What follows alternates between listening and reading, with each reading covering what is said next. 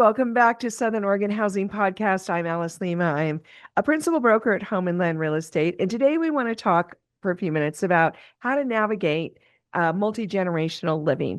This is a very popular solution that families or extended families do come up with quite frequently to solve the what do we do with mom question. But it also is of great benefit to the youngers because of the inheritance chain and also just living in a group or a semi-group so that everybody has access to each other, particularly cool when you have little ones. So we have three different kinds of properties we want to discuss briefly today because the whole idea with these multi-generational living situations is everybody wants to be close, but not too close. They want to have communal space, but they also want privacy. And over the years, I've learned all the tricks of the trade, and I've also lived like this myself with some of my relatives. So first of all, let's talk about the idea of having one big house, and it can be multi-stories if you want. A lot of those giant houses will have elevators, or they'll have sleeping rooms and some common rooms downstairs, so the elder person doesn't have to be moved. Um, if they start upstairs and then they're not able to walk so well, then go downstairs. But anyway, the idea is you want flexibility, and these large houses with a lot of bedrooms and a lot of common areas are really, really great as long as the floor plan works for everybody. And the reason I bring this up is because what I've learned over the years is people don't actually want to be that close. They really like their privacy. And so this is going to sound a little funny, but one of the things that I wanted to point out is that you need plenty of bathrooms. And so it doesn't have to be full bathrooms, although that's ideal, but you don't want to be sharing your private bathroom space on a regular basis, unless it's predetermined ahead of time because of the type of relationship that those people have. So these multi-generational living situations are great and fun until somebody comes to visit. And then what bathroom do they use?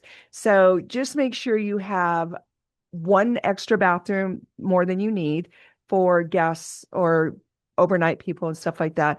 Also, if the household gets sick, always great to have another potty. And I know that sounds kind of dorky to be talking about, but that really is one of the number one obstacles we have in these situations when we're going through these houses. That's kind of one of the things that we talk about a lot is the bathrooms. Secondly, the floor plan needs to accommodate separation. So there's a lot of floor plans that don't accommodate separation. And I mean that all the bedrooms are in one part of the house and not scattered. All of the common areas in the other side of the house. So I find that these group living situations do better when the bedrooms are spread out in different parts and they have access to their own common area, even if it's small. And also outside spaces are really, really great to kind of bleed off some of the activity. People can get away. Covered patios in Southern Oregon are amazing. That can extend the season, whether it's fall, spring, summer, winter. You could be out there because Southern Oregon does have enough sunny days that aren't so freezing cold in the winter. And those patios will also kind of take the temperature down a notch during the summer, and people can just kind of get away. So that's the idea of one large house. The second kind of setup is having more than one dwelling on a property. And this is more along the lines of the main house and the additional dwelling unit, ADU for short. And so that is an ideal solution.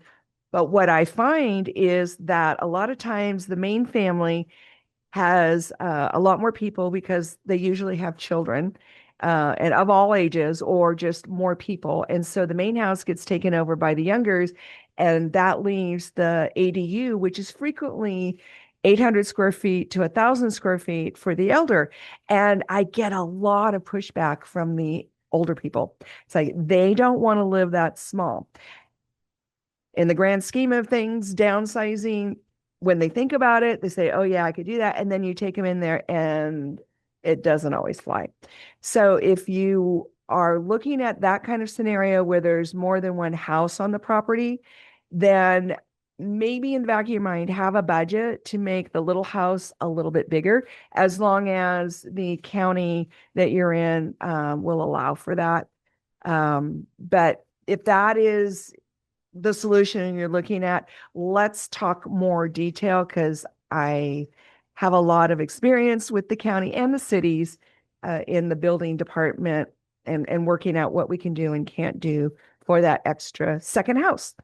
Because 1,200 square feet is really what I'm noticing a lot of these elders are thinking. They don't always know that that's what they're wanting and needing, but 800 and 900 square feet frequently doesn't fly with those older people. So don't be surprised. But call me and we can talk more about setting it up ahead of time. Lastly, I want to talk about the traditional duplex, triplex, and fourplex, because I love this solution, but a lot of people don't. So on the plus side, this makes a great inheritance, because a lot of times that's what's happening is these family members or extended family members are grouping together in title, or it's part of their exit strategy for wrapping up the estate, that kind of thing. And duplexes and triplexes and fourplexes are just amazing, especially in Southern Oregon. But your day-to-day lifestyle, if you get a duplex, it's just the two parties. And some of the duplexes are kind of small, so it's the same problem. The families need more space. The elder people want more space, and sometimes those duplexes are just not very big. So if you're going to do that, then again, get something big enough that everybody's happy, or everybody just has to understand that it's going to be for some number of years. And then when the older person passes away or can't live there anymore, then the youngers are getting the duplex, but it's going to be rental property and they're going to go get a regular house at that point. The triplexes are a little more flexible, but again, it's all about space. And the triplexes and fourplexes have the additional element of the stranger or just another person that's living on the property. But the good part of that is that they're paying rent.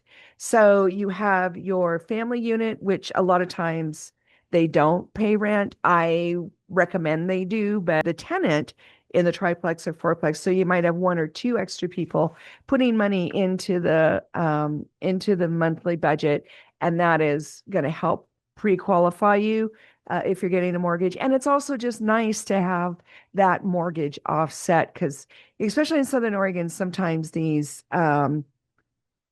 duplex, triplexes, and fourplexes are a little bit on the pricey side, but the rent is also artificially high in Oregon for other reasons. So it does kind of work out. But that's the overview of the three types of buildings that could offer a multi-generational family some solutions and also some comfort.